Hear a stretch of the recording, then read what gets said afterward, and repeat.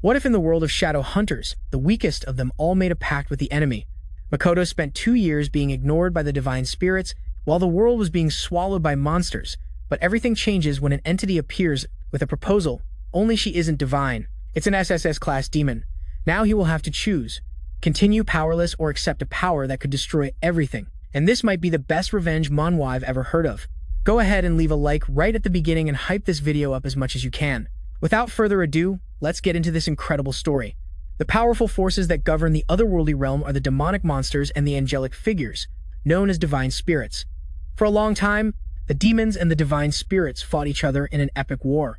Unfortunately, the war ended with the demons' victory. A decade ago, demons invaded the human world, man. With their overwhelming power, humanity stood no chance against the army that emerged from the gates. It was around this time that the divine spirits appeared before chosen humans. They wield the sacred stones. Those chosen with their power came to be known as hunters, and they were given the ability to fight against the demons. In the present, there's a forest 10 kilometers outside of Tokyo. The hunters are standing before a magic gate that leads to an E-rank dungeon. The group that is about to enter is ready for the danger inside. A little ways from the main team is the one responsible for carrying the supplies. With a heavy backpack, he is Makoto. With black hair and black clothes, he tells the others it's no problem to carry the materials for his companions. The others enter the gate, telling Makoto to let them handle the combat, since he is just an aspiring hunter. Makoto hates being called an aspiring hunter, but he's used to it. He explains to the viewers that the sacred stone appears attached to a person's hand. After that, the divine spirit appears to form a pact with the one who has the stone. 2 years ago, a bright light enveloped Makoto in his home. He was thrilled to see a sacred stone appear in his hands, as this meant he would become a hunter. He clenched his fist with determination, telling himself that the tragedy that happened to him before would never be repeated. He remembered when the demons invaded the earth, and he arrived at a house to see his parents already dead. Because of this, the sacred stone became his ray of hope. One day, Makoto was in a park. He was practicing swings with his sword. He felt satisfied for having managed to do it 1,000 times. He then decided to run 20 kilometers. Passersby saw him and recognized him. They recognized him as an aspiring hunter, something that hurt Makoto while he ran. They commented on how the divine spirit had never appeared to him in the 2 years after he received the sacred stone, and how that meant he was wasting the stone's power. Flashing forward to a snowy day, Makoto was thrown against a wall by one of the members of his hunter party. The man who did it complained that he was nothing but dead weight for the team. Makoto told the man he could fight, since he had been training with his weapon. However, the man said that without a divine spirit, he was of no use to them. Those words hurt him, but Makoto couldn't fight back. As the group left, they told him to stop trying to be a hunter like them. Makoto was left alone in the alley, feeling hopeless. He questioned why the divine spirit never appeared for him. He became a pariah among the hunters and common people. In the present, Makoto's current group is fighting demons in the dungeon. Hinoa uses the power of flames granted by his divine spirit. Mito uses arrows made of ice to fight the demons, a skill granted by her spirit. Kamiya uses a lightning sword given by his spirit, Fu. With their teamwork, they easily defeat the demons. Hinoa sees that a demon is approaching Makoto from behind. He warns him, but the demon is already charging at the man. Makoto puts his hand on the ground. He uses this to dodge the demon's attack, successfully managing to escape. He draws his sword, telling himself he can defeat it. He charges at the demon and strikes the creature's forehead. However, it causes no damage. The demon just gets angrier and tries to remove the weapon from its head. He realizes that only an attack from a divine spirit that can harm the demon. The monster tries to attack him again. Before it can, Hinoa uses his power to burn the demon's body. With the monster defeated, Hinoa appears, asking Makoto if he's okay. Makoto tries to compose himself, then apologizes and thanks Hinoa. The leader approaches him and comforts him, saying that his moves to avoid the creature were impressive. The young man isn't used to this kind of praise. He tells the leader that he's been training to be ready when the divine spirit decides to make a pact. Hinoa said he hoped that day would come soon. Makoto feels comforted. He tells the leader he's grateful for his words. Makoto stands up to continue the journey. He doesn't notice the subtle, malicious smiles his companions are showing. After a while, the group reaches the deepest part of the dungeon, where the gate to the boss is located. Hinoa touches the gate to inspect it. He reminds Makoto about how demons behave, that there are many types of them, and that most have unique routines. Makoto asks if he plans to exploit the boss's routine to defeat it.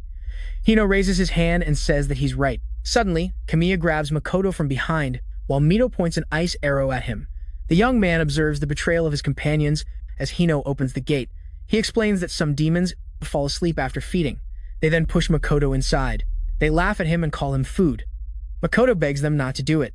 As the gate closes, Hino tells Makoto that this is what he deserves, for not being able to form a pact with a divine spirit. Makoto has no choice but to listen as the gate closes, and the man bangs on it, begging his companions to open it. He blames himself for not foreseeing the betrayal.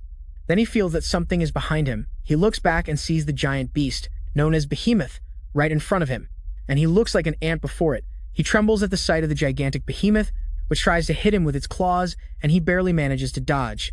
Meanwhile, the group outside the gate plays cards, while they wait. The boss monster destroys a rocky part of its cave, trying to reach Makoto. Behemoth pursues its prey. It sees the man running.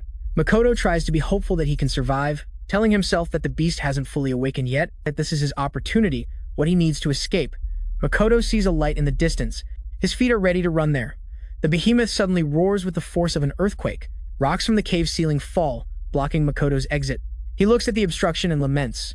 Right behind him, the monster is already charging to crush him. However, despite this, Makoto tells himself he will survive.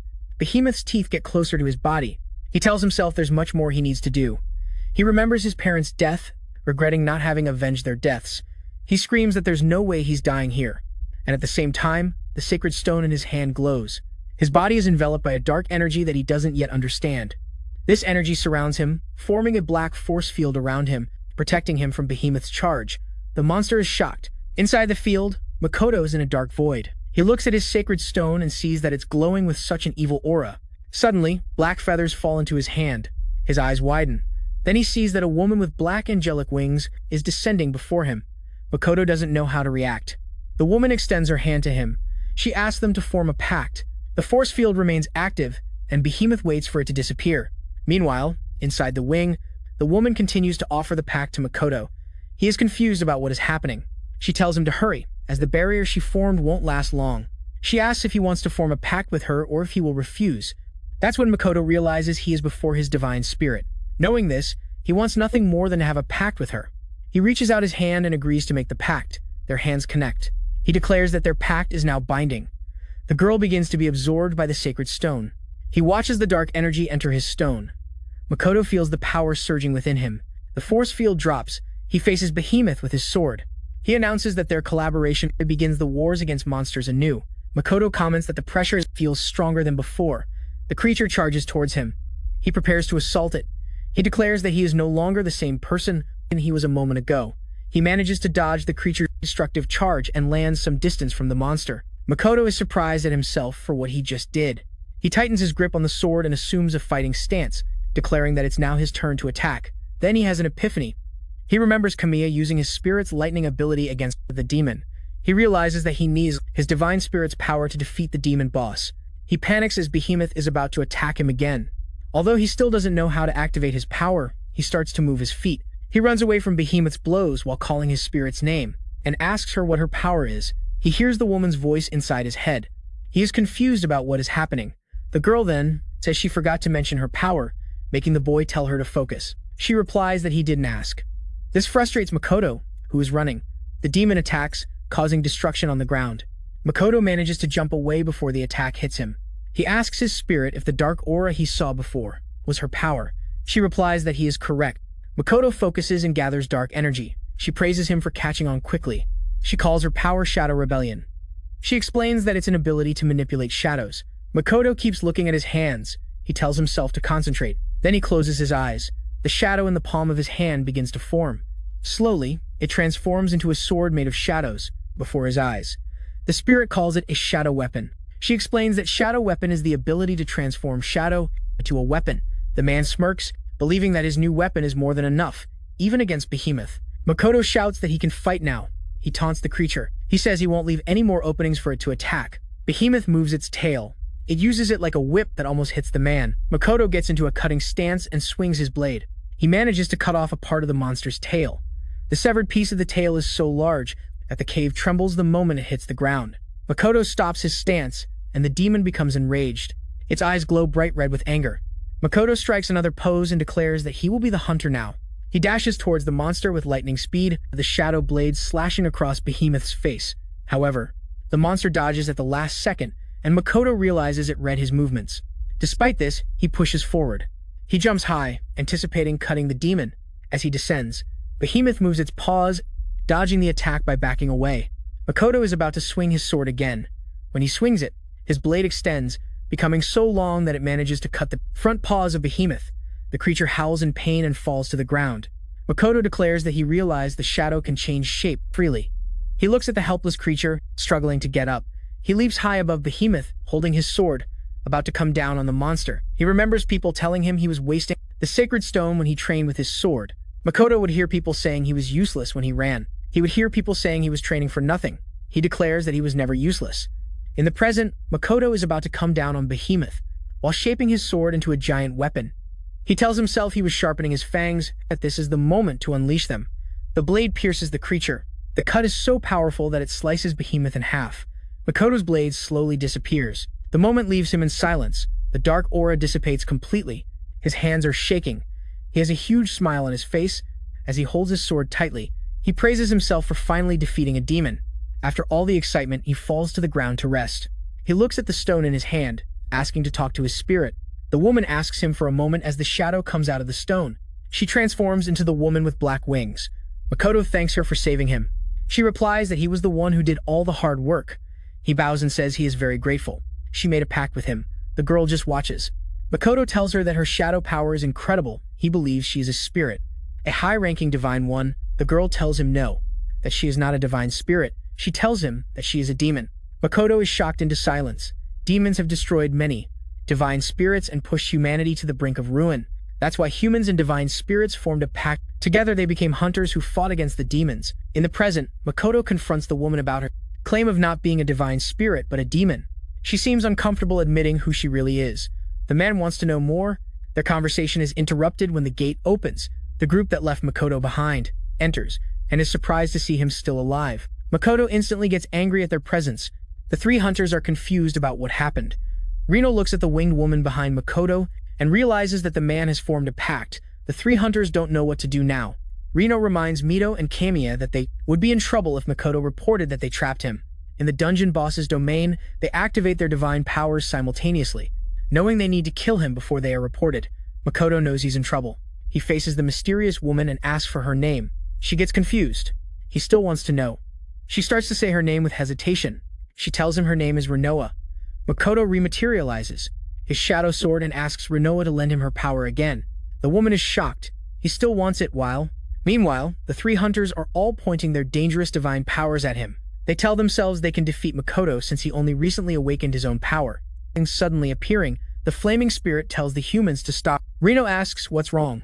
The fire spirit can perceive, upon seeing the mysterious woman, that she is more powerful than they can comprehend. Even the other two spirits seem to warn their human companions about how powerful their enemy is. Flame tells Rino that they don't know who the mysterious woman is for now.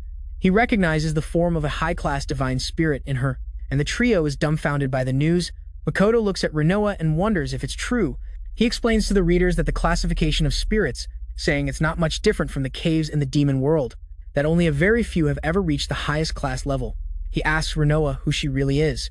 The woman reminds him that he doesn't have time for explanations with his enemies ahead, and Rino doesn't advance. His firepower is still activated.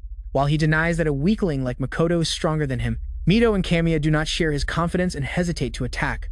While Rino calls his companions cowards, he charges towards Makoto. He is inches away from punching Makoto with his flaming fist. He declares that he will show everyone what true power looks like. Despite the declaration, Makoto shows no concern. He dodges the punch with little effort. Rino doesn't give up.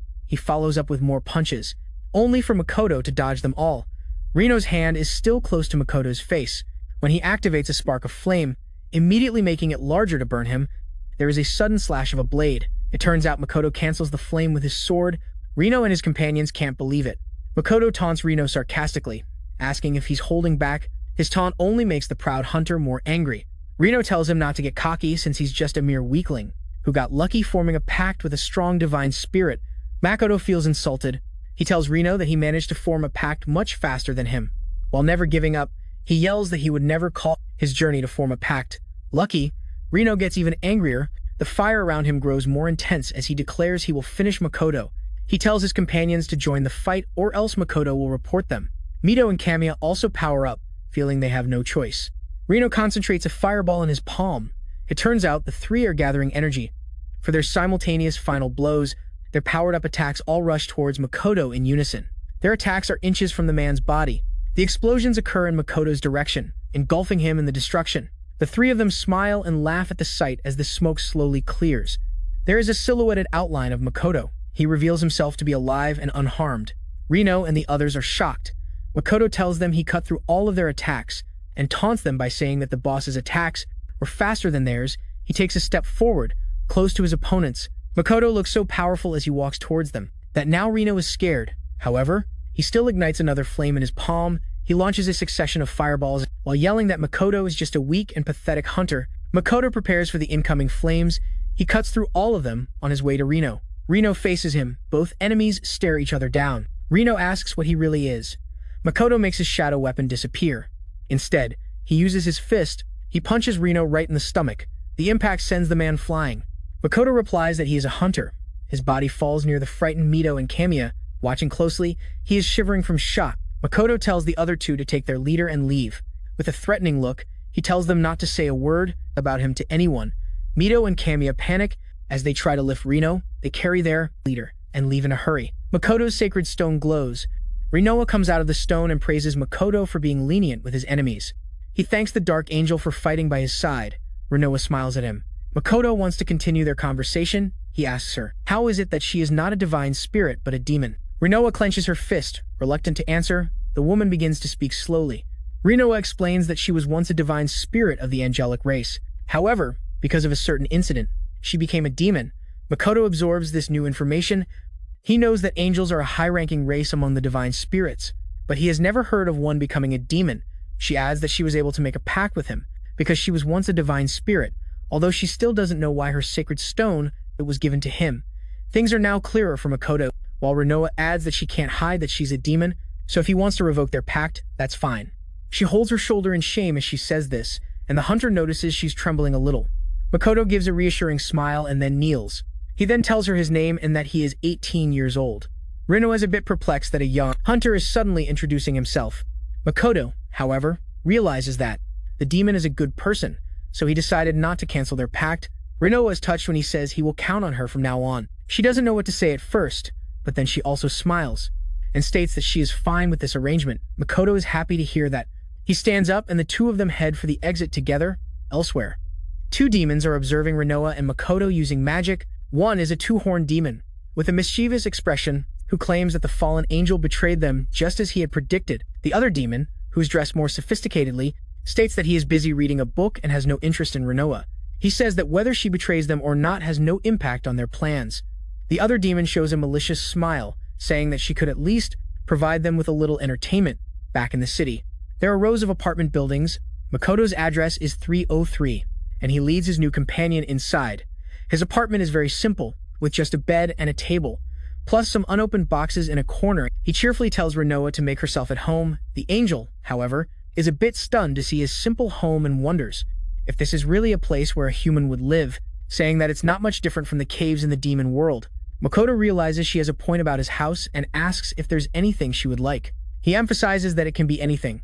She thinks for a moment and melancholically says she wants to see a beautiful landscape.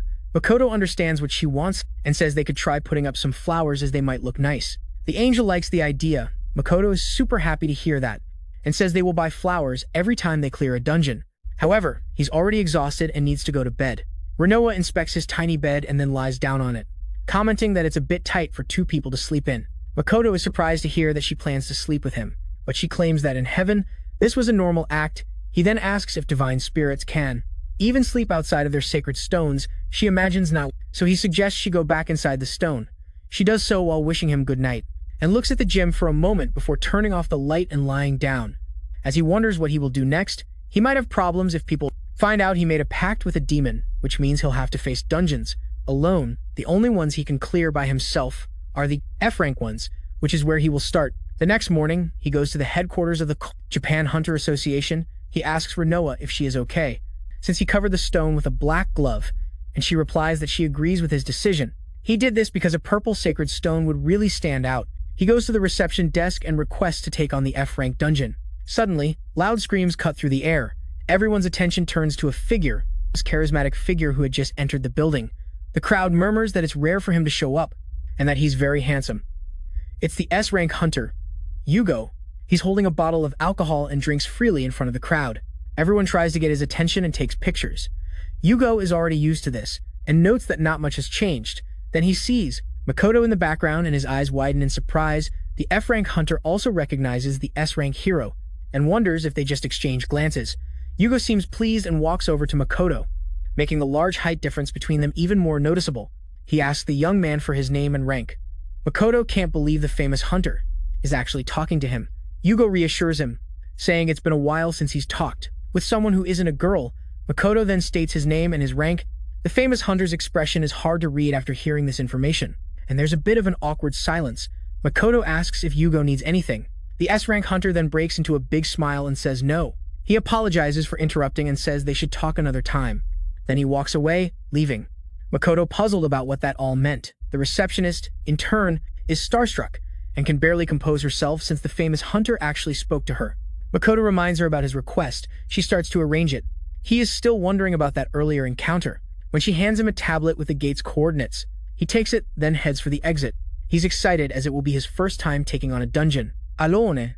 Later, he arrives in the forest and spots a large, glowing gate. He confirms this is the one he was assigned, then enters the dungeon. Inside, it looks like a wide cave, which he notes has a very heavy atmosphere.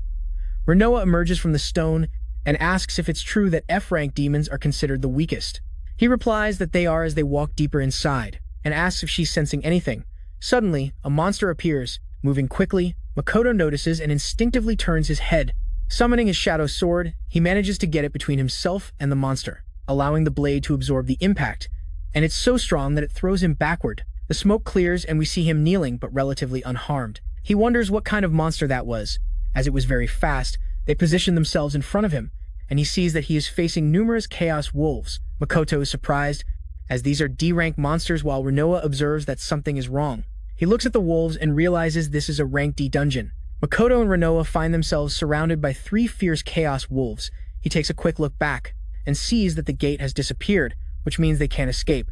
They are aware that in their current state, defeating these enemies will be difficult. Makoto tries to calm himself and focus on reducing their numbers. He charges at a nearby wolf, ready to strike it with his shadow sword. Suddenly, he feels a wolf's paw approaching from the side, and has to stop his attack and retreat to avoid the sharp claws. He barely catches his breath when he realizes another wolf is about to attack him from behind. He manages to narrowly avoid it, then finds himself surrounded in the middle once more. He realizes their coordination is flawless and tries to think of a way out. Dust and debris fill the air as the battle continues. A chaos wolf opens its mouth and lunges to bite the hunter. Makoto blocks with his shadow sword but is desperately on the defensive. The other wolf charges at high speed, and all he can do is shield himself with his arms. The impact throws Makoto against the wall. Besides being coordinated, each one is very strong, and they all attack the instant they see an opening. He wonders if there's nothing he can do. While inside the stone, Hinoa says she's thinking of something. The wolves approach, their red eyes smelling blood. Makoto has an idea, but wonders if it's too risky. He dematerializes his shadow sword, leaving himself completely defenseless. Hinoa is surprised, as this means the wolves won't hesitate. All 3 monsters charge at him immediately as Hinoa watches, worried. At the last moment, he summons his shadow weapon again and makes a wide slash, hitting one of the wolves right in the mouth. He continues the motion and also manages to land critical blows on the other 2 monsters, turning them all to dust. Makoto is relieved he pulled it off. Hinoa, meanwhile, is impressed by his strategy of creating a deliberate opening to lure them all in. Makoto sits down to catch his breath. The angel wonders what's going on, since they're clearly not on the deepest level. He has no idea, but seems sure they're in a D-rank dungeon now that they've passed through the gate. The only way out is to defeat the boss. They then hear a sound coming from the distance. Several other chaos wolves are coming toward them. Makoto is in disbelief, but Hinoa tells him not to worry, as something is different now. She instructs him to raise one hand forward, imagine shadow chains, and aim at the target. He does as she asks, and long shadow chains emerge from his hand and bind the nearest chaos wolf. He realizes he's gained a new skill called Shadow Bind, which allows him to tie up the enemy. He quickly pulls the chain back, bringing the wolf to him, straight into his shadow sword, cutting it in half. Makoto cracks a smile. Another wolf leaps toward him, but he again uses Shadow Bind to capture the wolf in mid-air. He gets an idea and holds the end of the chain with both hands. He then swings the chain like a wrecking ball, using the trapped wolf to hit all the other monsters around him. He is pleased with the options this new skill offers as he captures another wolf, then charges forward and cuts it down without difficulty. Hinoa comments that he's really good at using this skill, but that it consumes a lot of magic, so he should be careful. And this will now allow him to move forward. As the battle is almost over, he faced an even larger number of chaos wolves, but managed to defeat them with ease. Hinoa says that hunters get stronger the more demons they defeat. Makoto shows a satisfied expression as he realizes he's truly getting stronger. He takes a deep breath and advances deeper into the dungeon. Hinoa notices that her partner has evolved quickly because he hadn't fought enough demons before. His physical skills were already well trained in addition to his refined mental abilities. She sees that his potential is limitless and is excited to see him grow. They soon reach the deepest part of the dungeon, where the boss room door is. Makoto stands before it for a moment, seemingly lost in thought. Hinoa approaches and asks what's wrong. He says it's a hunter's duty to clear dungeons and that only a hunter can open the boss door. Now he feels a mix of fear and excitement. He now has the opportunity to prove himself as a true hunter. Hinoa interrupts his memories and says they're just getting started. Makoto clenches his fist in agreement as he reaffirms that he will become a hunter, capable of saving the world. He places his hand on the doorknob and the door opens, causing a gust of wind and a dark aura to spread. The young hunter enters, and the door closes behind him. He looks ahead with a mix of determination and apprehension. There's a large tail moving, as Makoto finds himself before a D-ranked boss, the Hell Scorpion. The Hell Scorpion is an imposing boss with 6 eyes on its thorax, razor-sharp teeth, a deadly tail, and pincers. Makoto observes that its outer carapace looks very tough, more like mineral than metal. Hinoa notices the young hunter is trembling and asks if he's scared. He says he's fine and that he's just a little nervous. Scorpion attacks first, trying to hit him from above with its pincer. It strikes the ground with force. As Makoto manages to dodge, he realizes that if he faces the monster head-on, he won't stand a chance. The scorpion attacks again. He barely manages to block with his shadow sword. Then he leaps into the air and delivers multiple strikes, all over the scorpion's body. However, none of them can penetrate the tough carapace. He lands behind the monster and decides to dodge its attacks while looking for a weak spot, because no matter how tough the armor is, the joints or the base must be more vulnerable. Hinoa watches the battle silently as he continues to strike the enemy's entire body in search of a flaw. Makoto tries an attack from above and drives his shadow sword down right on the scorpion's head. Despite using all his strength, the sword still can't penetrate the hard shell. He sees he hasn't even scratched the creature, which roars in anger. Crystalline fragments form on the scorpion's tail and are fired at the young hunter. He blocks some and is scratched by others, realizing the monster also has ranged attacks. He wonders what to do and asks Hinoa if she has any ideas. She replies that the way he is now, it's difficult to deal damage. He realizes he needs to surpass his limits as the scorpion turns and charges quickly in his direction. He casts Shadowbind and attaches the chains to the monster's legs, causing it to lose its balance and fall. The monster quickly recovers, while Makoto realizes he would have been defeated if he had been hit. As the scorpion gets up, Makoto notices something crucial. There's a crack on the monster's head. The young hunter realizes the secret isn't in slashing, but in brute force attacks. The scorpion now seems enraged and tries to attack with a pincer. Makoto retreats to avoid the blow and notices the monster's attacks are getting more violent. Hinoa advises him to change the shape of the sword, as the slashes are proving ineffective. She reminds him of the first time he used the shadow weapon. The memories flash through his mind, and he realizes she's right. The scorpion charges to attack once more. Makoto jumps high out of the way. Hinoa looks a little worried, as he won't be able to dodge that same attack. Next, the scorpion fires projectiles at him, but he's prepared and casts Shadowbind from above. He grabs the chain tightly and pulls himself toward the dungeon boss. He summons a shadow weapon, but this time it's a giant hammer, which he uses to smash with maximum force right on the scorpion's head. Makoto takes a step back and sees that it was enough to kill the creature, whose head has been crushed. He holds his shadow hammer with pride, realizing he can create more than just swords. He thanks his fallen angel for her hint but says she could have just told him directly. Hinoa replies that it's important for him to figure things out for himself. He understands her point of view. As they both stand before the monster, Hinoa adds that unexpected things help him grow, though Makoto just laughs, hoping the next battle won't be so tense. The next day, back at the headquarters of the Japan Hunter Association, the receptionist is extremely sorry for mistakenly sending him into a higher-level dungeon. Makoto smiles and says it's okay, since he grew a lot. She is grateful to hear that. Then she shows him his reward, which will be transferred to his account. Makoto looks at the check, which says he earned 1.5 million yen. He is surprised by the amount, but the receptionist explains it's because he cleared a D-level dungeon. Then, she bows and says she hopes he'll come back. She ends the sentence by calling him Mr. Hunter, and this fills him with pride, as he is now truly living his dream. He leaves the building and then happily tells Hinoa they can buy some flowers as they had agreed. He's thinking of buying a bouquet when a green-haired girl walks past him. He seems to recognize her and turns around. She is also looking at him and remembers his name. He realizes she is Kazane, an old friend. She sees her guess is right, then smiles at him and asks how he's been. He replies that he finally made a contract with a divine spirit and is trying very hard, which shocks her. She then says that she has worked so hard that people on the street stop and recognize her as the hunter who became B rank in record time. Hinoa seems a little jealous and asks who he's talking to. He explains that she's actually his childhood friend and a hunter with a lot of potential. Furthermore, she hates demons more than any other hunter in the world. We see flashback images of Makoto and Kazane from childhood to their teenage years.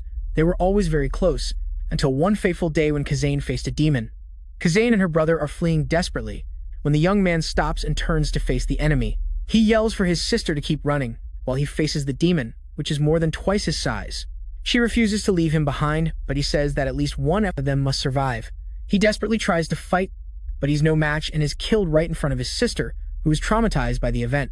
Then, about 2 years ago, Kazane and Makoto obtained their sacred stones. He apologizes to her since his divine spirit hasn't appeared yet, so he won't be able to fulfill his promise to fight by her side. She understands but replies with a serious expression that she can't afford to stop and leave him behind. In the present, Makoto and Kazane are eating dessert at a restaurant and catching up. She is impressed to hear that he defeated a D-rank dungeon all by himself and comments that he really lives up to his name. Kazane then asks what kind of divine spirit he made a pact with, which makes him immediately nervous. The hunter hesitates a bit as he thinks about how to answer. Hinoa doesn't seem pleased and says she can appear at any time, but then his friend will see that she's a demon. He tries to buy time by saying his divine spirit is a bit shy. Hinoa appears irritated and says she's not shy, but he explains to her that the situation is complicated. Kazane then decides to introduce her divine spirit first. She raises her hand with her green sacred stone, and the high-rank divine wind spirit named Wave appears. He looks like an elegant butler and gives a polite bow to Makoto. He also speaks in a refined manner when greeting Kazane's friend. She then asks if he's going to do the level reevaluation, but he replies that it's still a while away, so she suggests he gets stronger in the meantime and invites him to take on the sea-level dungeon with her. Makoto looks worried and replies that the difference between them is too great, so he might end up being a burden. Kazane smiles, remembering how he used to lead her when they were children. Now it's her chance to return the favor. She extends her hand as a gesture of invitation. Makoto can't refuse and shakes her hand, saying they promise to fight together. Despite the risks, it's also a good opportunity for him to grow. Kazane, in turn, is beaming with joy because the two of them can finally go together. Later that night, in a conference room at the Japan Hunter Association headquarters, some important-looking people are in a meeting. The head of the table says to get straight to the point, which are the Majin. These are powerful creatures that are A rank or higher and possess humanoid intelligence. For years, they kept a low profile, but recently, at least a dozen hunters have fallen victim to them. The president of the Japan Hunter Association remembers his battles against the Majin and recalls that their strength was truly exceptional. He lets out a loud laugh and adds that he would fight them himself if he were still in his prime. The section chief doesn't find it funny and states that their management system shows all portals being properly cleared. We see Yugo entering while someone comments that, according to the survivors, the Majin appear after the portals are cleared. He is still holding a bottle of alcohol and is surprised to see that the meeting has already started. Michima is angry that he arrives so late, but he remains unperturbed and replies that getting angry will only ruin her beautiful face. He looks at the dead hunters on the screen, then says that he might have an idea of what to do. Michima doubts him, but he reassures her, saying he'll take care of it. The old man trusts Yugo and says he's counting on the S-rank hunter, who then leaves the meeting. Walking away from the conference room, he remembers Makoto's face and wonders if his prediction is correct. Elsewhere, in an abandoned and rundown area, a purple portal appears. Kazane asks Makoto if he's nervous, and he admits that he is. Besides dealing with a higher-level dungeon, he's still thinking about her reaction when she finds out Hinoa is a demon. Kazane then reassures him, saying she will protect him no matter what, which comforts him. We then see the dungeon, which is a cave with a bluish hue. The two friends enter through the portal and are immediately greeted by C-rank demons. Makoto summons his shadow sword and is about to assess the situation, but he's surprised when Kazane simply attacks without hesitation. She is as fast as lightning and immediately decapitates one of the demons with her spear. Makoto is surprised to see the intensity of her emotions and her determination to eradicate all demons. Her power has definitely surpassed his expectations. She turns to him and says she also feels a demonic presence coming from that direction. She wonders if it's from him, at which point he realizes she's discovered his secret. She drives her spear into a demon in the air, piercing its body. She then spins gracefully, cutting down 2 demons at once. She turns to deal with the others while Makoto watches, even more impressed than before. Even so, he wants to be useful and summons his weapon to deal with the monsters on the ground. He stops a demon's attack, then counterattacks with a strike. The demons now look at him with fear. They see how strong he is. He has also grown and transformed his shadow sword into a shadow pistol and fires. The shadow projectiles are so powerful that half or more of the demons' bodies disintegrate on impact. Kazane is surprised, as she has never seen this type of skill before. Soon, the battle ends, and Kazane lands back on the ground. She praises Makoto for holding his own even against C-rank demons. Next, she says that she felt a demonic presence coming from him again, but now there's nothing, so it's probably fine. The young hunter is pleased that he hasn't been found out yet, but then Hinoa asks if he plans to continue the charade forever. He remembers that his divine spirit is not just some demon, she is his trusted partner. He watches her and thinks that it would be nice if he could just explain. But then he remembers her hatred for demons, and once again becomes undecided on what to do, just continuing forward until they finally reach the boss room door. She asks if he's focused, and he replies that he is, but deep down, he can't calm himself. Kazane notices his apprehension and says she understands since he'll be facing a C-rank boss. So she reassures him, saying that he's not alone, so he shouldn't hesitate to give it his all. Makoto smiles and decides to leave the conversation for later and first focus on defeating the boss. He thanks her, and they then give each other a fist bump. They enter the boss room. They find the C-rank dungeon boss, the Cyclops, which is about 3 times his size. Makoto is impressed by the creature's overwhelming presence, while Kazane immediately springs into action, determined to kill all demons, no matter how powerful they are. She once again conjures her spiritual wind mantle and flies directly toward the huge demon. The Cyclops raises its large wooden club to attack her, but Makoto conjures Shadow Prison, preventing it from lowering its weapon. This allows Kazane to land a direct hit on the monster's abdomen. It grinds its teeth in anger, and then screams and breaks the Shadow Prison as Kazane retreats. The two look at each other and seem to understand what to do and how to work together. Without exchanging words, they leap toward the monster, attacking in sync from both sides. The monster screams in pain, while Makoto smiles, satisfied with their perfect coordination. They advance again, landing another synchronized attack that the Cyclops can't defend against. Kazane is happy they're thinking the same thing, switching positions and disorienting the enemy. She moves in once more and slashes the demon's chest. It raises its club, but Makoto, again, conjures Shadow Prison from behind the monster, giving it no chance to counterattack. The boss has been significantly weakened, so the imprisonment skill is now easier. He cheers for Kazane to take advantage of the opening and finish the fight. She thanks him, then conjures another skill, Wind Rain, which rains green magic down on the monster, ending the battle. Makoto finds it impressive and sees her running toward him, with a huge smile on her face. She shouts his name with a joy that makes her look even more beautiful, making him blush. They greet each other with a high five and celebrate how well they fought together. Still, he knows he shouldn't be content and must continue to grow. Hinoa emerges from her stone and praises their teamwork. Kazane responds that it's because they've known each other for years and says that, as a team, they can go anywhere. Makoto, however, gulps. He knows he can't hide his secret anymore. He says there's something he needs to tell her. He starts to remove the glove from his hand, but before he can finish, they both suddenly feel a new, dangerous presence. They look to the side and see a flash of energy hitting the ground like a lightning bolt. A demon appears, as the two hunters watch with concern. Then we see that it's the two-horned demon that was watching when Hinoa became Makoto's divine spirit. He says he's finally found them, looking at them with malicious intent. The demon looks menacing as it walks toward the two of them. Makoto feels a malevolence and intimidation coming from him, far beyond any demon he has ever encountered. Furthermore, he is intrigued to be seeing a humanoid demon. Kazane stops Makoto from moving.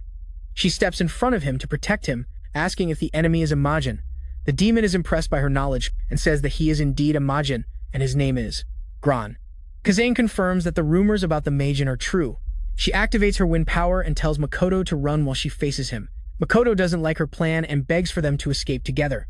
Kazane gathers wind in her hands and fires a wind beam, similar to a laser, toward Gran, but he dodges the attack with ease, mocking that she seems to be moving in slow motion. From his perspective, the mockery makes Kazane grind her teeth. Makoto watches the two exchange blows and recognizes that they are on a level completely different from him. He clenches his fist in frustration at not being able to do anything.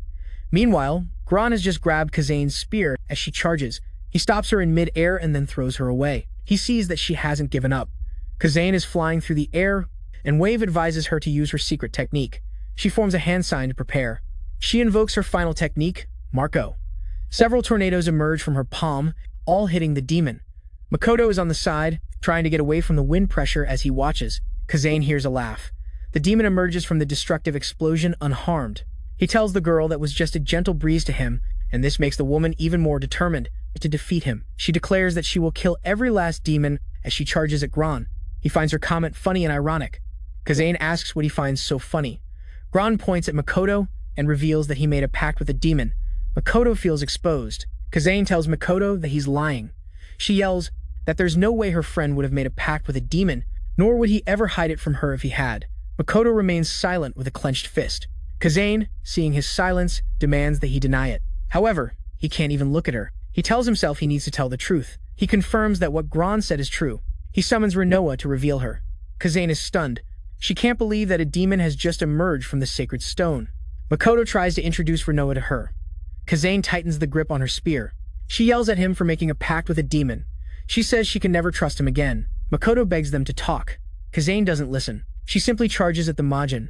Gon now grabs her neck, strangling the girl, then prepares to strike her with his other arm. Shadow chains appear, and Makoto binds Gron's arm before he can attack Kazane. He tells the Majin to stop. Gon breaks the chains and smiles that he has finally entered the scene. He throws Kazane away. Makoto catches her before she hits the ground. He apologizes to the unconscious girl. Gon points to Hinoa and says she is all he's interested in. Makoto asks Hinoa if they know each other. She explains that the Majin tried to recruit her into his forces when she became a fallen angel, but she escaped from them. Makoto understands what the Majin is truly capable of. Hinoa tells Gon that demons are her enemies, that she will never join them. But Gon questions her motives, saying she could get revenge on the divine spirits, who abandoned her if she came to their side. Hinoa tells him she has no interest in revenge, but the Majin wants her to accept that she is a demon, and offers her the chance to kill as many divine spirits and humans as she wants by their side. Hinoa screams at him to stop. A pain grows inside her. Tears stream from her eyes. Makoto stands up for his fallen angel and tells Gon that she is different from them. The Majin is confused about what he means. Makoto explains that demon is a term for those who hurt others for no reason. He declares that Hinoa is too kind to be a demon, and that she is his partner. Hinoa is moved by his words. Gon only hears the delusions of a pathetic weakling. He wants to crush him for his words of sentimentality and camaraderie.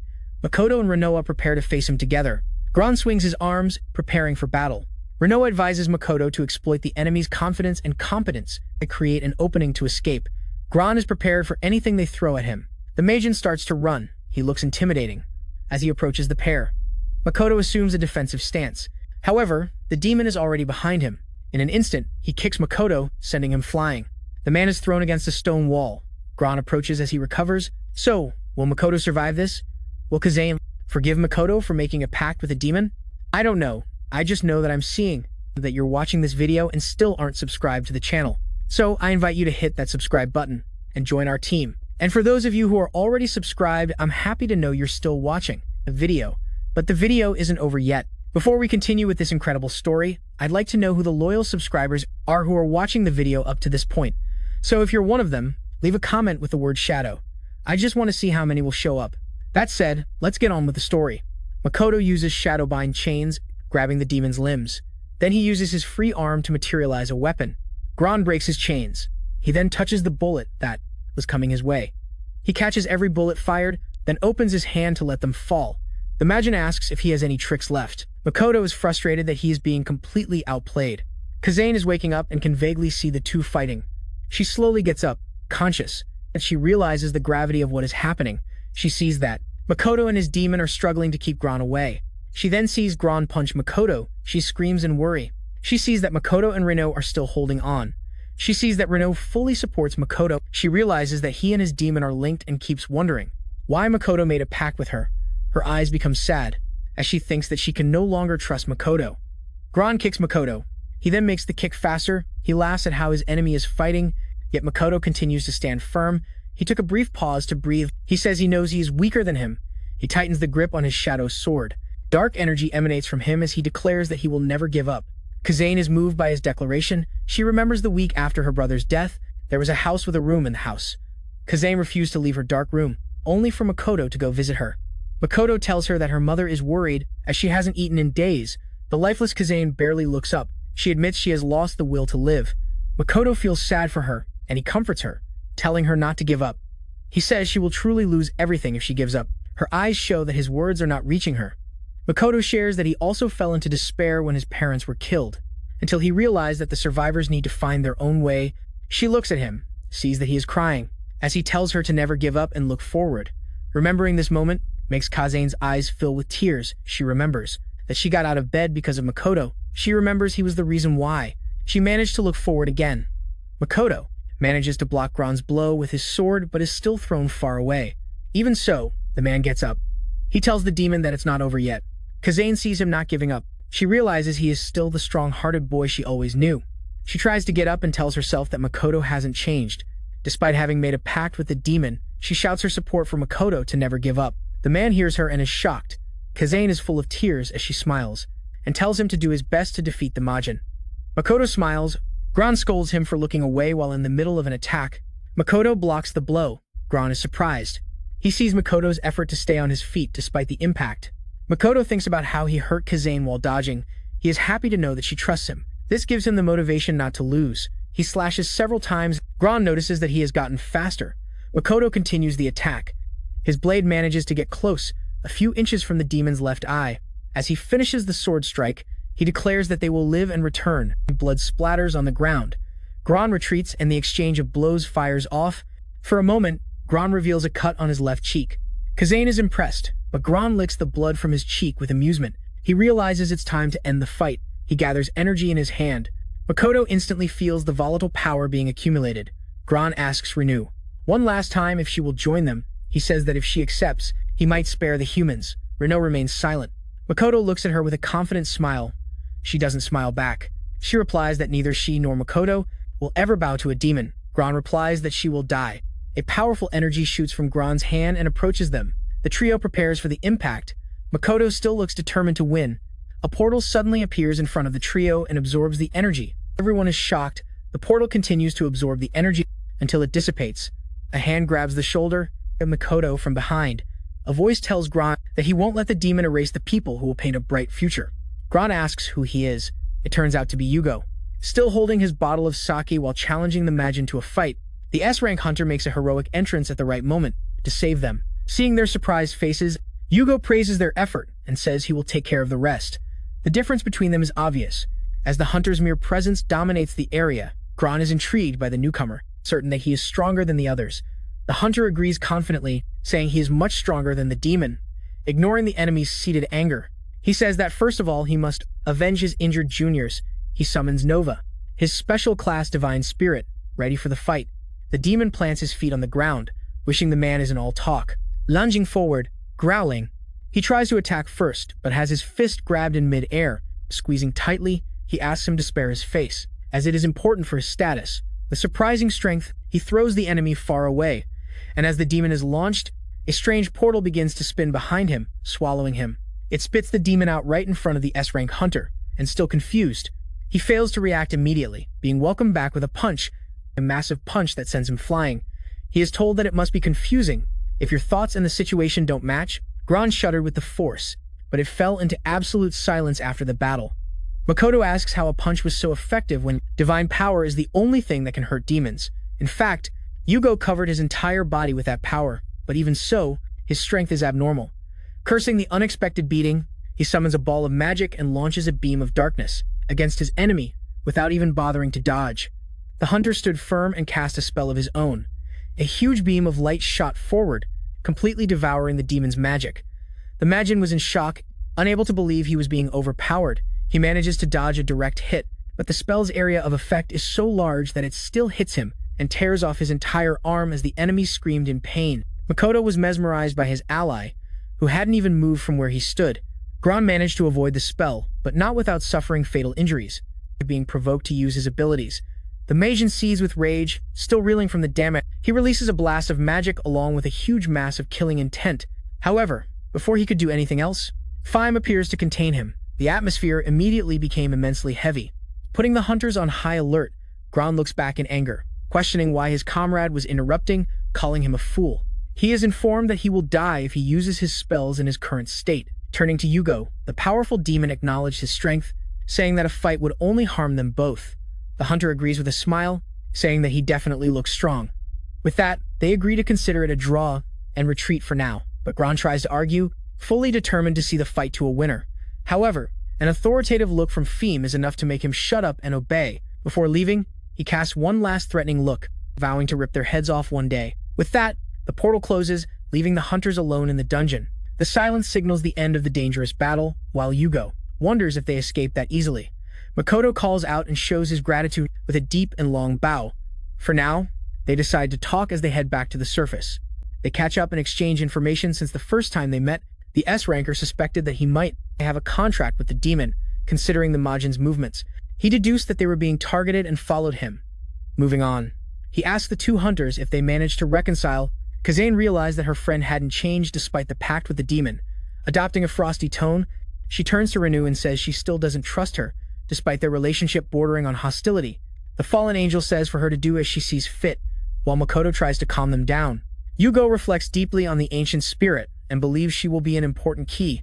Thus, he welcomes her along with her partner's humanity, feeling a wave of hope and understanding. The hunter smiles, enjoying this burst of inspiration. He runs up to the hunter and declares his determination to become much stronger than he is now. Although everyone is surprised by his unexpected vigor, they smile and support him as Yugo moves forward, leaving everyone behind, saying he looks forward to it, eager for the day they will fight side by side. Later, the top hunter presents the president with a full report of the events, adding that the demons should remain quiet for a while. He thanks him, satisfied for having left things in the hunter's capable hands. Moving on, he asks if he remembers the former S-rank hunter.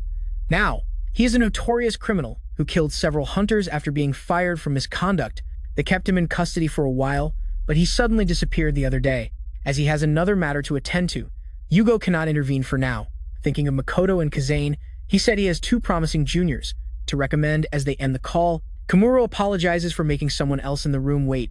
He sits down to listen to what the person has to say from across the table. It was Toji, Yosei's former disciple and an S-rank hunter, who swore to stop his former master's heinous acts. Long before the incident, Toji observed the city with his master, declaring his goal of becoming a perfect hunter.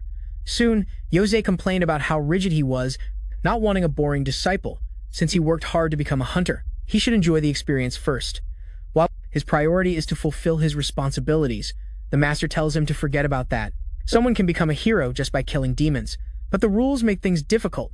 Even so, he should pursue his own ideas and refuse to become the association's dog, no matter what. The young man accepts the advice, scoffing and saying he won't be like his mentor. It was a beautiful day, and the sun shone on the corridors as usual. Running from Kazane, Makoto shared how he and Renu bought flowers after clearing the dungeon. Thanks to that, his room was getting brighter every day. Intrigued and playing along, she asks about a demon's preferences, besides flowers. Wanting her to ask for herself, he raises his fist, encouraging his partner to answer. A short, disdainful answer is all they get, and she is told to be a little more friendly, since they are all on the same team. With that said, the demon retorts with attitude, saying she is the one who refuses to trust in them. The other one tries to mediate, asking them to get along, even if just a little better, but is promptly told to shut up. While he is silenced, they overhear a conversation about a criminal hunter who escaped from prison. Terrified by the news, some people decide to go home early. Asked if she knows anything, Kazane talks about Yosei, who is considered highly skilled. Given the heinous crime he committed, they wonder what could have triggered it. At this moment, their phones beep with a notification. Upon checking, they find out that they both received an email from the association. Furthermore, the two hunters are being summoned immediately, as it follows a recommendation from Yugo. They decide to go to the location at the association's headquarters first. They are greeted by Hayashi from the Abnormal Measures Department. Due to the high praise from the S-ranker, they are being entrusted with the mission to search for the criminal. The police are conducting an investigation, but the association also needs to act. After all, it's possible that the target is hiding in the nearest portal from where he escaped. As hunters, they are tasked with investigating the C-rank portal. Makoto's confidence wanes as the opponent is a former S-ranker. He is informed that someone else will join the group. The association requested help from a hunter of equal rank who should arrive soon. As he says this, Ouija enters the room, provoking a loud reaction from Kazane. The hunter greets her with an indifferent look, saying it's been a while since they last saw each other. Hayashi tells them to take a look at the documents for more details. Reminiscing, the two former companions talk about how they cleared portals together a long time ago. Wiji is the only genius of their generation who managed to reach S rank. Makoto, happy to work with someone like that, extends his hand to introduce himself. Although the top hunter returns the introduction, he ignores the outstretched hand, refusing the offer of friendship. Instead, he gets straight to the point and declares that he has no intention of teaming up with the two of them. Incredulous at the statement, Kazane asks why he doesn't want to work together. Frankly, he doesn't need their help, and they will only be a hindrance to him. He decided this is a personal responsibility and will seek his former master alone. The young man turns to leave, ignoring her repeated calls for him to wait. It was Makoto's turn to speak, refusing the idea and saying it's imperative that they work together. Once again, Uiji tells them they would only get in the way, but he argues that the search will be easier for the disciple if they can clear the gate of demons.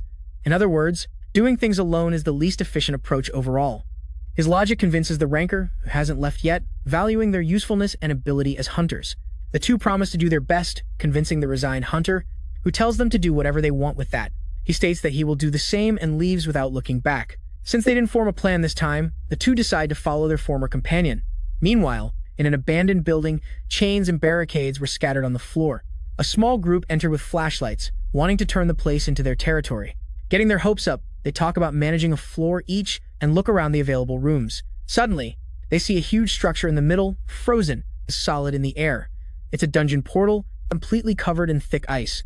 They take out their phone to contact the association and ask them to have hunters solve the problem. Suddenly, it became silent. One of the explorers looked back and found his two companions frozen in ice. He fell to the ground in shock, and the flashlight illuminated a figure in the darkness. Before he could do anything, the young man was completely frozen and soon shattered into pieces.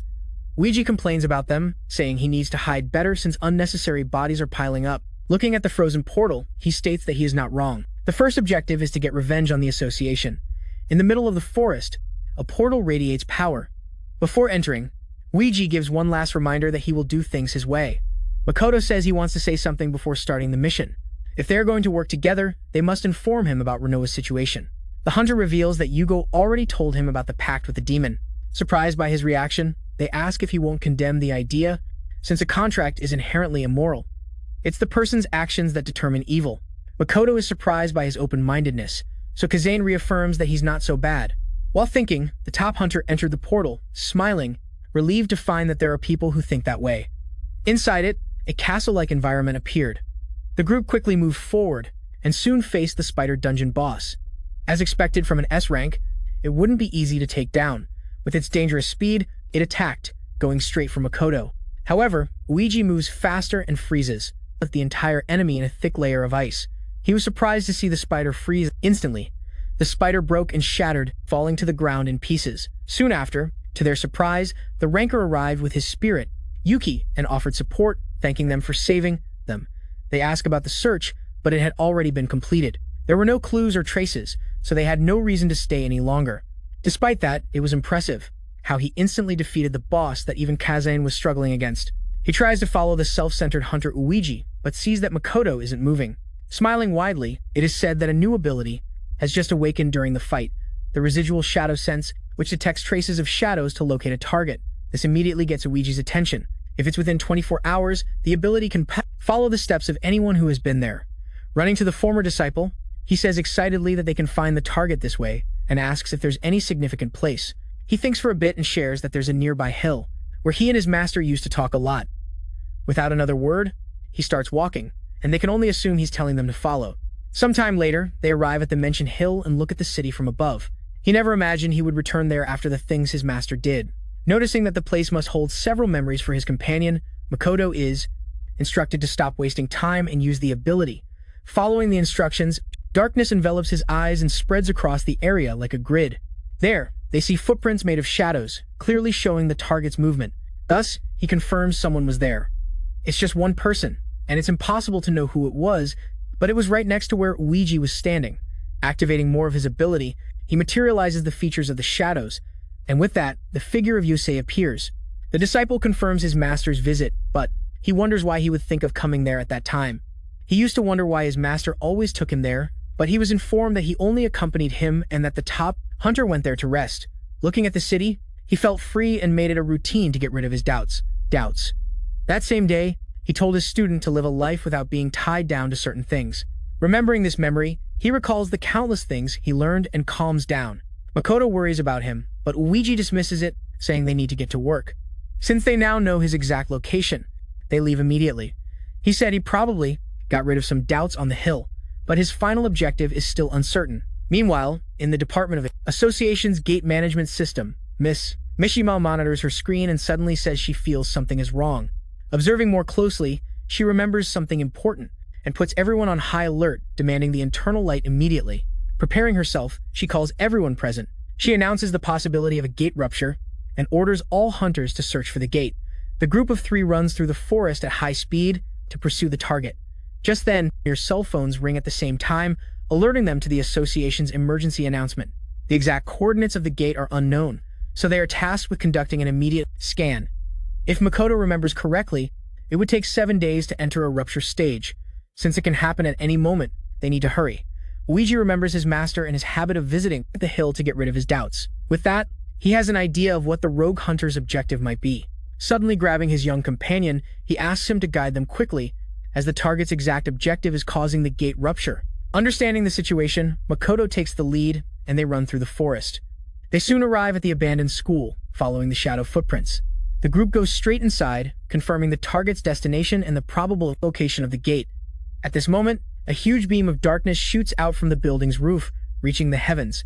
It darkens the sky. This phenomenon reminds the two of an unforgettable sight. It's engraved in their minds as it signaled the day their families died. Because of this, the two quickly get up, knowing in that instant that they must stop the demons at any cost. The windows shatter, and numerous enemies begin to pour out. The hunters charge forward to eliminate as many as possible and minimize the destruction. They destroy the monsters, with the intention of containing the horde until reinforcements arrive. While the two do their best, Uiji creates a path of ice that leads straight to the building. He jumps in alone, leaving the others to fend off the enemies. The self-centered hunter is working on his own again, and so they have no choice but to fight alone. Exhausted from the incessant battle, they quickly begin to reach their limits. At this moment, an explosion of magic occurs, eliminating waves of enemies instantly. They did a great job holding back the wave, and the reinforcements have finally arrived to join the fight. Seeing everyone charge forward, he is surprised by the number of hunters who appear and decides to do his part. That said, people start to notice that they don't feel any mana coming from the rookie hunter. If he keeps fighting like this, they will eventually discover his secret. He can't leave them like this, but fortunately, Kazane conjures a storm, eliminating several beasts and telling him to leave things to her. While he supports Uiji, he can't thank her enough, and runs straight into the school, facing the demons inside, with intent and purpose, searching for the gate. He goes deeper into the building and suddenly feels a cold draft in the air. In one of the classrooms, he finds someone fighting. There were huge ice spikes everywhere, and a powerful monster was frozen, solid. Uiji shatters it into several pieces, eliminating the gate boss without much effort. Turning back to Makoto, he shares that he has already left the building. Even if they manage to stop the rupture, it will be useless, as he will try the same thing again. The young hunter says he's not useful, provoking the anger of the higher ranker, who acts as if he knows something.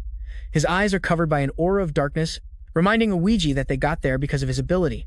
Considering that, it's too early to give up on the objective, since he defeated the boss so quickly. They can still catch up to him, so Makoto pulls the disciple, telling him to hurry before he gets too far away.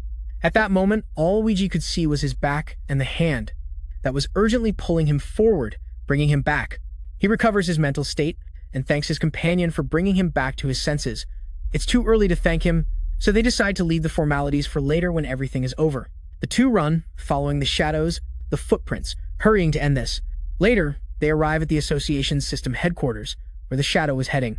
If the gate management system is destroyed, the world will be thrown into chaos. The place is already in ruins, with blocks of ice scattered across the area, along with wreckage and rubble. To make matters worse, employees frozen in solid blocks litter the floor. They are too late, as the hunter security team and everyone else had already been overwhelmed.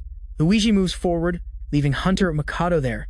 Following the trail of destruction, he runs deeper into the building. In the middle of it all is Ramiro Yosei, who is meters away from the main generator. He has placed a powerful explosive there, beeping and ready to blow up the entire association. At this moment, shards of ice are launched at him, but he blocks them with little to no effort. Uiji arrived just in time to try and stop his former master. The reunion is not very pleasant, as the master tells him not to ruin his plan, which was progressing so smoothly. As the two met again, Ouiji declares that the master's crimes will end right there.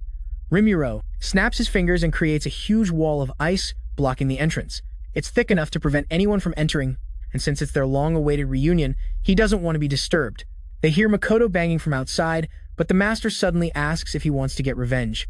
With determined eyes, Ouiji coldly states that he can't be lenient with him. After all, he still hasn't changed.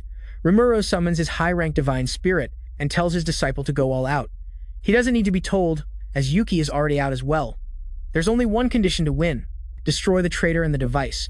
If he fights with the intention of buying time and calling for reinforcements, he will surely die. He summons multiple ice blades, knowing they need to reach a conclusion right then and there. Watching him launch the projectiles forward, Rimuro acknowledges his growth as a hunter. Unfortunately, they are nothing before the one who taught him how to use the same spell. The master overpowers the student's attack. Fighting head-on would be disadvantageous, so Ouiji summons two ice blades. Amused, the traitor smiles, remembering who taught him the technique, as he should already know the answer. He summons one ice blade, which is more rudimentary but also much tougher. As his first move, the student throws one of his weapons, using it as a dagger. Rimuro knocks it away with a swing, surprised that he would so easily discard the advantage of using two swords. Now he just needs to be careful of the opponent's armed left side. He didn't expect a blade to come swiftly from the right as well. They clash, and he barely manages to dodge, to keep his head on his neck. Against his expectations, the student has already generated a new sword. The battle intensifies, and the young hunter continues to attack the veteran relentlessly, launching his blades at him. It's an interesting tactic, possible only because his ice regeneration speed is faster. He praises Hoje, surprised and excited by the way he fights, with a gaze as cold as his power. The student says he's not the same person anymore and believes his techniques are working. However, Rimuro feels he's being underestimated and decides to get serious and show him his new skill. On the other side of the room, Makoto is hitting the ice wall. However, its creator is considerably strong, so all they can do now is keep trying. The huge block of ice next to Rimuro was seemingly still growing, shaping itself into something different. After a while, a perfect clone materializes, imitating Hoje with his two obsolete weapons. The foolish student thinks the puppet is weak. Believing this, he confidently advances. However, the puppet completely blocks his blade, and he can't even move it an inch. Being thrown back, he is told that the clone moves independently and is on the same level as its creator. Hoji fights, thinking of a way to deal with the puppet, so well made. With this, it's 2 against 1, and it's a shame his friend can't help. Makoto hears the development on the other side and tries to hurry. As the explosive continues its countdown, the battle intensifies, and frozen blades clash against each other. The student tries to defend himself from the clone, but gets so preoccupied that he leaves an opening for Rimuro to attack. A quick combo sends him flying and leaves him injured, but the barrage isn't over, as the master continues to fire countless ice shards at him. Seeing his student defend himself, the traitor laughs, saying it's rare to see him so alive. Hoj gasps from exhaustion and pain, unable to believe the huge gap between them is real. He grinds his teeth in anger. If he's so strong, why does he need to waste his extraordinary skills? By committing evil? Hearing this, Rimuro rejects the idea that he is evil. Nothing has changed since they met. He is just being more honest with himself. All hunters who seek to defeat monsters would use any means to close the largest number of portals. However, the world is restricted by the association, and he is tired of the system as it is. He ignored these rules and conquered countless portals but was eliminated as a result. Hoja argues that he committed murder and shoots him a cold glare. In response, Rimuro says there's nothing wrong with killing mindless dogs who do nothing but obey the association. Reality sets in, and they realize there's no way to defend him anymore. With the portal rupture underway, the portal system will collapse along with the association itself. For revenge, he vowed to free the hunters from the tyrants who control them. Hoj curses him and his ideals, confirming that he has truly changed. Although trembling with weakness, he stands up, unwilling to let this happen. Just as his former disciple promises to stop him right there, he realizes that while he can keep barking, he's already trapped, frozen to the ground. He didn't notice, but the ice was rapidly creeping up his legs. With all his limbs immobilized, he can't do anything. As his master points the blade at the student's head, saying goodbye, he raises his weapon. Just then, they are interrupted when the wall blocking the entrance explodes. Makoto interrupts the fight, separating them with a swing of his hammer. Placing himself between them, he tells the traitor to stop his bullshit. Makoto shatters the ice on Hoja's limbs, allowing him to move. Again, hammering non-stop, he confidently assures him that he knows how to break the ice. The whole time, he was hitting the wall, desperate to help. Comforted by his comrade's presence, he smiles. Meanwhile, Rimuro hears his claim about knowing how to destroy his ice. The master doubts it, thinking he must be just another piece of trash from the association. With the numbers now even, a new battle begins. Since facing an opponent like Hoji is complicated enough on its own, he decides to go after the weak one, to regain the numerical advantage. As he swings his blade, his student steps between them, defending his partner. Holding his weapon firmly, he vows to defeat him personally. Annoyed, Rimuro calls his clone and says that it should take care of Makoto for him. The two face off, repeatedly trading blows. The attacks are precise, and the strikes are undeniably heavy. However, the image of Gron appears in his mind, threatening and evil like the demon. With the memory of the battle that almost took his life, his mind and body calm down. Looking back, Hoji worries about Makoto, expecting him to be struggling. Noticing his divided attention, Rimuro guesses he must be thinking about his companion. No way. It should be impossible for him to defeat his spell. But as he says this, the clone is sliced in half with a single blow. The black slash passes through completely. Both master and student can't believe what they're seeing. Standing triumphant with a stern look, he says it's not even worth comparing to Gron, sending Hoji back. Rimuro has a revelation incorrectly, guesses that he must have made a pact with the demon. Feeling smart, he tries to give some advice, and asks if he can enjoy life while hiding the fact that he works with the demon. Looking at the concerned young man, he suggests joining forces and changing the unjust world together. Quietly, Makoto acknowledges that he might be right, but at least he knows that no matter what life he lives, his goal is to save the world as a hunter. On the other hand, the traitor's actions so far are no different from those of a demon. With that, he is determined to defeat him as a hunter. Seeing this, Hoji also lights up, realizing that relationships like master and student don't matter to a hunter. As Makoto said, he is nothing but an evil that needs to be eliminated.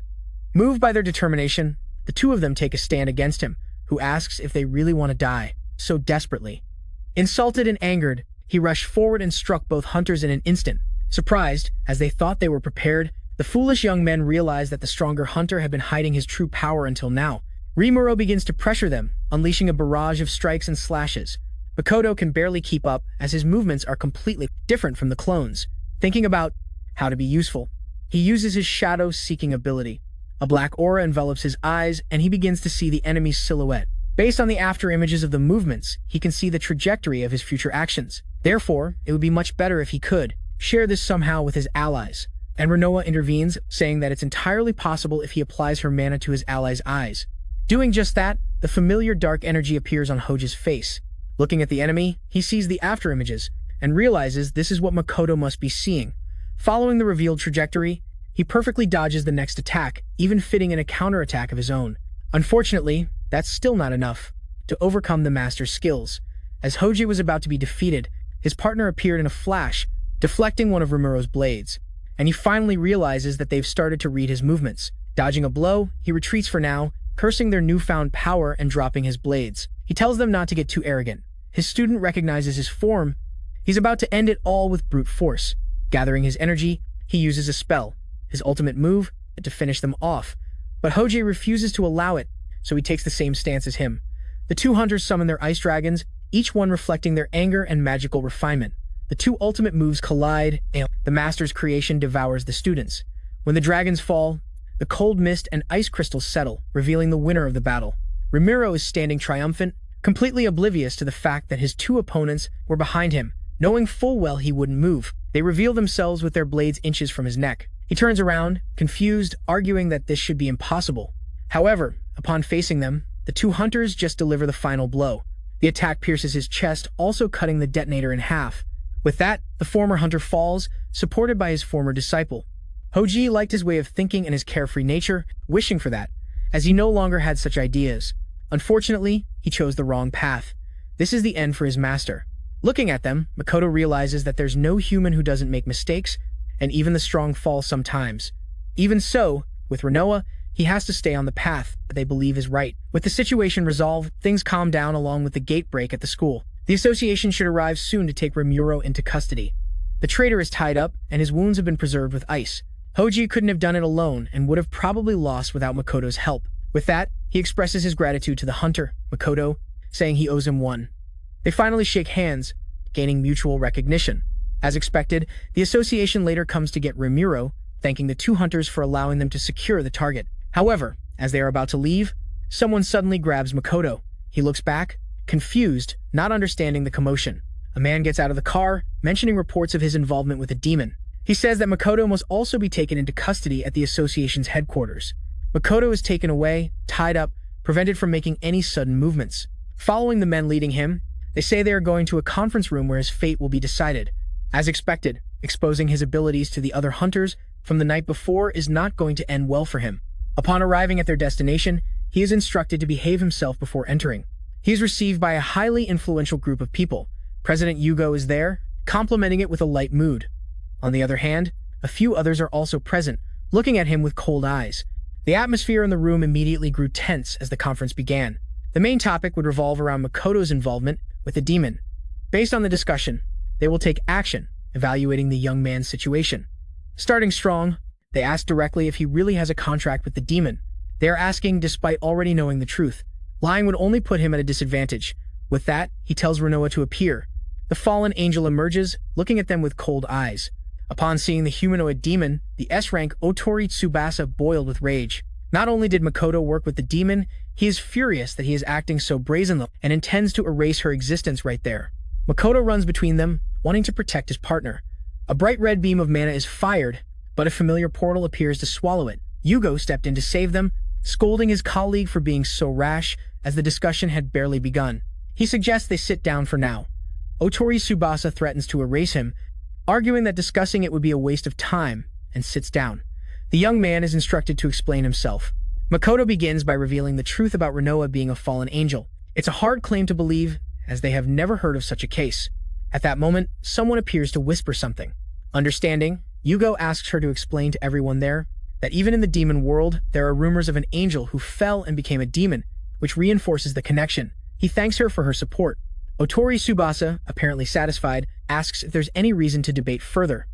That said, it is now undeniable that she is a demon, and killing her kind is the association's duty. Ainge intervenes, asking how she lost her status in the first place. She is met with silence, and even Makoto gets worried. Hinoa says she can't say anything other than confirming she became a demon. Refusing to answer doesn't help her case, as it opens the possibility that she is working as a spy against them. They insist she is not a dangerous demon, but they have no foolproof way to guarantee that claim. Dismissing the lies, he falls silent, pressured by the intent in their gazes and struggling to think of something to do. As the tension mounted with each passing second, it was quickly dissipated when someone entered with a slight hum. A young woman appeared, apologizing for being late, and saying she overslept twice because the bed was too comfortable. She was scolded for being unpunctual, which is a trait not suitable for an S rank. Telling them to complain to the bed, she asks to be updated on the matter. Her reaction is quite indifferent compared to the weight of the previous topic. Moving on, she shares that there are two people waiting at the door outside while the others are confused. Yugo smiles, saying he finally has a chance now. Calling the visitors, he tells them to come in. The doors open, revealing Hojie and Kazane. Everyone is surprised, not expecting the hunters to be there. Questioning why they are being let in, Yugo replies that they are also involved, confirming with the president. After a moment of reflection, Komuro allows their presence, wanting to hear their opinion next to the young man with that, and the two position themselves beside him. But Makoto worries this will just drag him into his punishment. Hojie asks them to consider that he wouldn't have been able to capture them without the help of the defendant. Kazane adds that they fought once before, imagine, and that Hinoa wouldn't have helped if she were evil, ending their statements. She sincerely asks them to consider, asking them to believe that their friends fought bravely against their adversaries. Makoto can't help but get emotional, and Range acknowledges the dog. Seriously, it must be, if even Kazane, who hates demons, is so willing to go this far. Yugo says it's proof that she isn't dangerous, for now, but he can't guarantee the future. With that, he proposes that the two have the potential to save the world as they know it. Tsubasa scolds him for being too idealistic, as the risk of betrayal is higher. Since it's their job to respond to cases like this, Yugo volunteers to take responsibility if that happens. As the tension rises, he reaffirms his faith in their potential as the best option to defeat the demons. Whatever happens, Makoto doesn't want to waste his allies' efforts. Soon, it's time to decide. Whoever wants disciplinary punishment should raise their hand. Tsubasa and Range raise their hands, while the other two S ranks smile at each other, keeping their arms down. Her response frustrates Makoto. She argues that it's rare for Yugo to go this far, and with a split vote, they turn to the president for the final decision.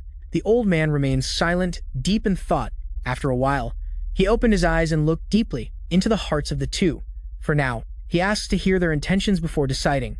First, speaking to Hinoa, he questions her reason for making the contract with her partner. Apparently gaining his respect, she lowers herself, meeting the humans, and explains that she just wanted to help someone whose heart was suffering. Besides, demons are her enemies too, and she wants to defeat them alongside Makoto.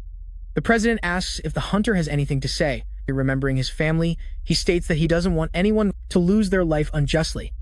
For that reason, he will do his best to fight against the demons. With that, he offers himself, asking them to use him for the good of the world. The room falls silent. His words seem to even reach Tsubasa. After another moment of consideration, Komuro says he has made his decision. Everyone fell silent, awaiting the president's resolution. For now, Makoto and Hinoa will continue their activities under the supervision of the association. The decision surprises most, except for Yugo, who smiles, satisfied. Tsubasa is in disbelief and momentarily questions the old man's decision, not expecting this from someone like him. The hunter refuses to accept without a good reason. Calm and slightly exhausted, he explains that he sees value in the association that already has its merit. Besides, he saw no lies. When looking into Makoto's eyes and hearing his words, despite the uncertainty of the future, he hasn't become as soft as they think, since no one can deceive the president's eyes. Tsubasa backs down and accepts the decision. Moving on to the conditions, he wants the fallen angel to provide information about the Imagine. Furthermore, they will build merit through the subjugation of demons. If they act according to these conditions, they can earn the association's trust. Soon, Makoto gladly accepts the generous offer, bowing to thank them for their understanding. With that, they must explain everything they know about the demons, without leaving out any details. Hoja and Kazane are asked to leave the room to maintain secrecy. As his information about the demons is limited, the president mentions the Imagine and asks to know about their power and numbers. From what Hinoa knows, there are about 100 of them, with a social structure similar to the hunters. The high number surprises him, but she makes the situation worse by saying that dozens of them are on the same level as Yugo. With that, the information is terrible for the association, but he says confidently that they will somehow deal with it. Furthermore, there is a being that leads these Imagine, but she doesn't know more about it. This is crucial information, as it confirms that the enemy has a king figure. She knows this from her experience after falling as an angel. She was taken to their base and invited to join the group. She was completely overwhelmed by their numbers. While they tried to indoctrinate her, she managed to escape. At the last moment, they asked about her purpose and why they were invading the human realm.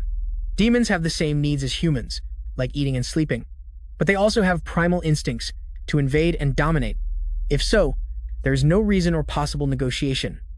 However, Imagine possess intelligence and reason, beyond instincts. This means that the being acting as king must have a goal. Although this is very possible, she doesn't know more details. Despite the danger, the information excites Tsubasa, who vows to destroy their plans if they are invading the peace of humans for such trivial reasons.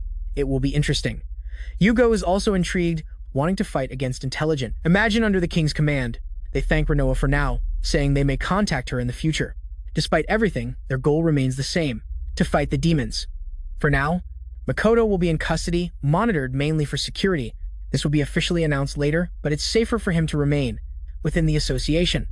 Furthermore, it's logical to expect slander and insults due to his situation. They proceed with the condition of accumulating merit through the subjugation of portals, confirming that he is an F rank. Mel recalls that the next rank evaluation is still far away. Upon seeing the president approach the other hunters, they begin to worry. After hearing the information about the demons, he became quite excited. For that reason, he decided to hold a special re-evaluation for the rookie. While Makoto worries about the unexpected development, the others just laugh, saying it's a bad habit of the old man. Unfortunately, it started to leak out. Otori Tsubasa, who is now consistently hostile, laughs amusingly, while the carefree young man wonders why they are acting that way. Komuro ends the meeting and grabs him, saying they are going to the training hall.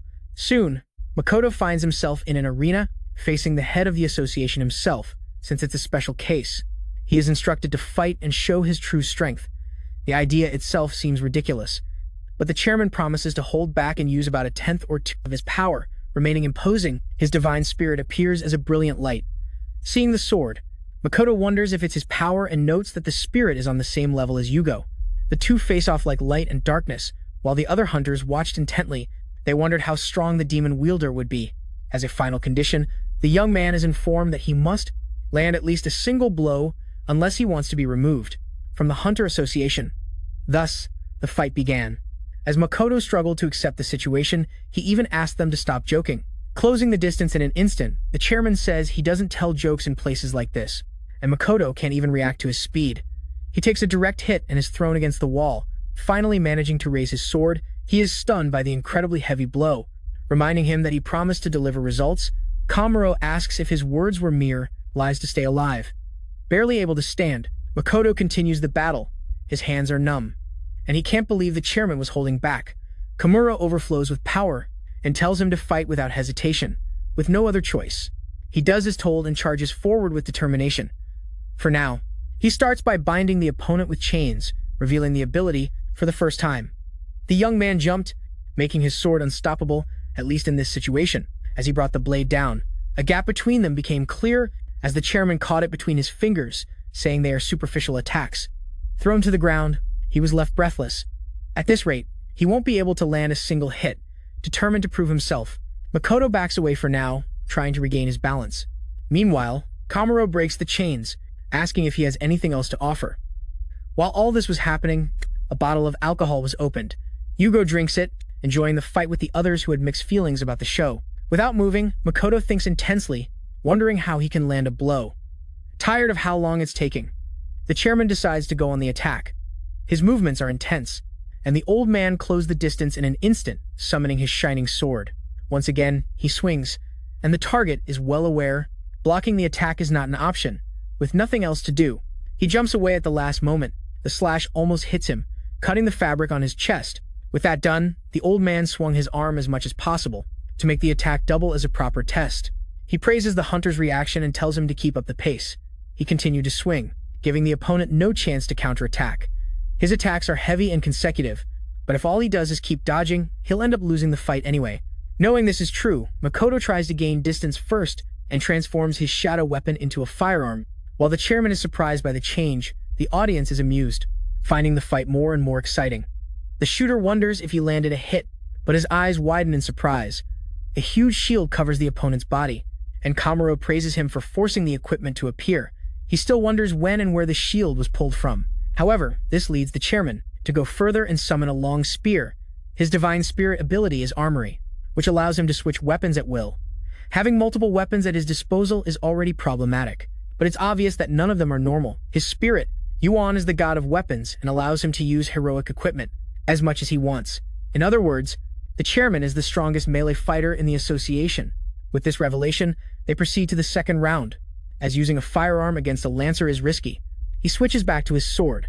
As you may have noticed, the armory ability is similar to the shadow materialization skills. Intrigued, the chairman charges forward, curious to see how he will counter the armory. Makoto fights against the series of thrusts, while the power is combined with the long range of the spear. At that moment, his eyes notice something. Something shines, and he reacts instinctively, deflecting the axes thrown in his direction. Able to use his ability in this way too, Kamuro continues and smashes a huge hammer on the ground, seeing the enormous weapon.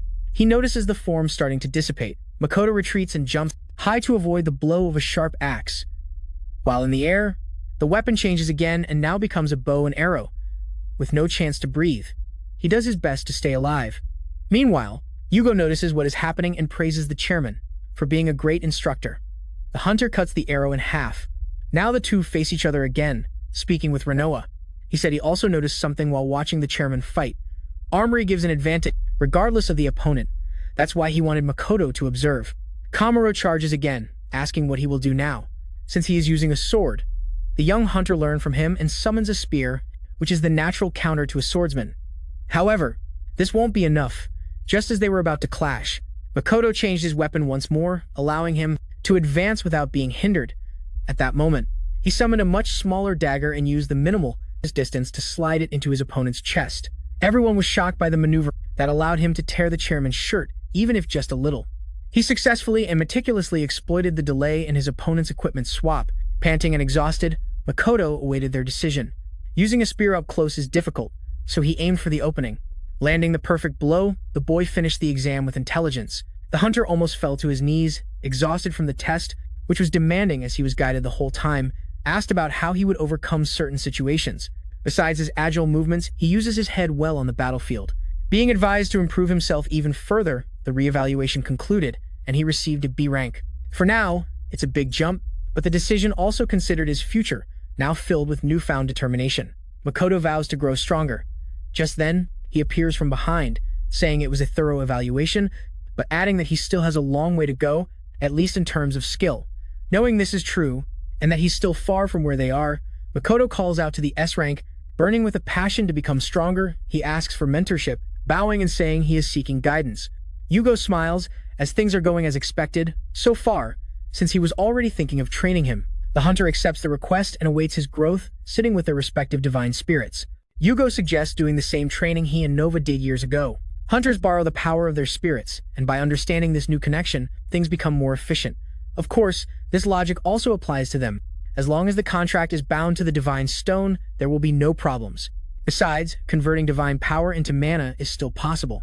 In theory, this would be perfect for Hinoa, since she has a huge mana pool. The only problem is that he can't accept and control it with authority.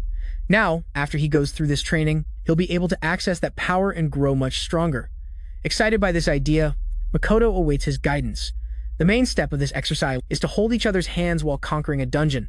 Hearing this strange method, the two fall silent. The next day, they headed to an F-rank dungeon. Hand in hand, they advanced, ready to complete the mission. While he is conscious of the touch, Hinoa says there's nothing to be ashamed of. They were instructed to remain silent during fights and not to let go of their hands, no matter what, to complete the training. They must do this while conquering dungeons from F rank to C rank. As he wonders if this will really work, the fallen angel points to a group of monsters ahead of him. Since he can't let down his guard, he decides to observe the monsters first. Unfortunately, he ends up face down on the ground, pulled by Hinoa, who wants to end the fight as quickly as possible. He argues that it's better to start a fight with careful observation, but fails to convince her. They barely manage to dodge as the monsters attack. One came from above, and they pulled each other by the arms once more. He almost falls from the sudden movement, and although it's easy to dodge the attack, the partners get in each other's way as they are completely out of sync. To overcome this obstacle for now, he summons his shadow weapon and blows up the enemies. With the battle resolved, Makoto insists that she's too aggressive, while Hinoa argues that he can't be too passive. Although they both make valid points, their fighting styles are polar opposites. The next group of enemies surrounds them because they didn't defeat the previous one fast enough. He opens his mouth to retort again, but now is not the time for arguments, so they spring into action. 2 weeks later, they reach the boss room of the C-rank dungeon. They were used to fighting hand in hand by now, but they still hadn't resolved their conflict in styles. That said, a boss of this level would be difficult, so they decided to do their best. The important thing isn't to sync their movements, but to understand each other. Agreeing on this, they enter the room. Inside, there is a gigantic golem. A monster roars, sending tremors throughout the dungeon. Quickly analyzing the enemy, Hinoa realizes it's the perfect target and flies in, dragging her partner along since there's no other option. Makoto also goes on the attack with his shadow hammer. He strikes the boss's body with all his might. This thick rock is too tough to break through. As expected, he should have been more careful. And Hinoa doesn't share the same sentiment and flies in again. As they pull each other in disagreement, the monster counterattacks. The two are thrown far away. They can't move properly, completely out of sync. At that moment, he sees his partner's determined face and realizes she must have some objective. Makoto doesn't understand what she's aiming for, but with a firm squeeze of her hand, the message gets through. Whatever it is, she's asking him to trust her. He realizes she has something in mind. For them to get in sync and become stronger, he puts his hesitation aside and gives in to her will. The enemy charges at them. They dodge as usual, but now the two move much more gracefully, counterattacking. He aims for the monster's chest, knocking it back and revealing an opening inside. He sees a glowing orb, probably its weak point. Thanks to Hinoa's lead, they manage to discover it together. She flies in again, wanting to finish it for good, but finds herself pulled back like before. Spinning around, confused, she sees her partner's face. Now it's his turn to ask her to trust him. Touched by his determined eyes, she understands his intentions. They retreat just in time to dodge the boss's long-range attack. In moments like these, she believes it's better to take a step back and reassess the situation. Now she understands that his method limits the risks they take. The enemy rises imposingly, but the two are now much more confident in each other. With a nod of understanding, they perfectly dodge the next blow, allowing Makoto to counterattack and send the monster staggering back. They give it no time to recover, following up with a series of strikes and attacks. If he were alone, he never would have been able to conquer a dungeon like this. And if she didn't have him by her side, she would have been defeated long ago. Now they acknowledge each other's feelings. Summoning his shadow axe, they descend for a blow that pierces through the entire enemy, cutting and shattering the crystal sphere in its chest. With that, The boss falls, and they have successfully completed the mission. He jumps for joy and raises his hand for Hinoa to high-five, but he's ignored due to her confusion. He shrugs it off, expecting as much from the angel. Later that night, someone approached Yugo at a bar. He was drinking as usual when the bell on the door rang. Entering, curious, he asks how they found out about the place. Makoto appears, saying that the chairman told him that he frequented the bar to drink. He turns to face the young hunter, who says his guidance helped a lot. Compared to before, he now has much better control of his mana, and seems like a different person. With the training complete, he grew far beyond Yugo's expectations. Beaming at the praise, he sits down next to his mentor. Tomorrow, Makoto will have to conquer a B-rank dungeon, and it seems several hunters have been summoned. Handing a drink to his student, he says it will be the perfect place to show off his skills and encourages him to show the results of his training. With that, they toast, looking forward to what the next day will bring. A few hours later, in the association's meeting room, Mishima reports that they've detected a gigantic portal, relatively similar to a normal dungeon. They say they need to summon more hunters than usual. Enji asks for the president's opinion. He says to start selecting hunters, and confirms the dungeon's ranking. Upon hearing it's a B rank, he smiles, having an idea. To her surprise, he personally recommends a hunter, certain that he will achieve a great feat, while Enji already knows what to expect. Cowell opens Makoto's hunter file. The next day, on the outskirts of Kanto Prefecture, several hunters gather around a huge portal. It's the first time Makoto has seen so many people gathered just for one dungeon. Then one of the men shouts at him, recognizing him as the person who made a contract with the demon. They pressure him, saying that this is not only a betrayal to them, but to everyone who lost their families. As long as they believe in the contract, the reaction is understandable, and it's best to avoid escalation. They keep calling him trash. They even doubt that they need him to enter the dungeon with them. Hinoa asks if it's okay to let this slide, but in the end, they're just doing the mission. However, things get worse when the hunters decide to kill him, right then and there.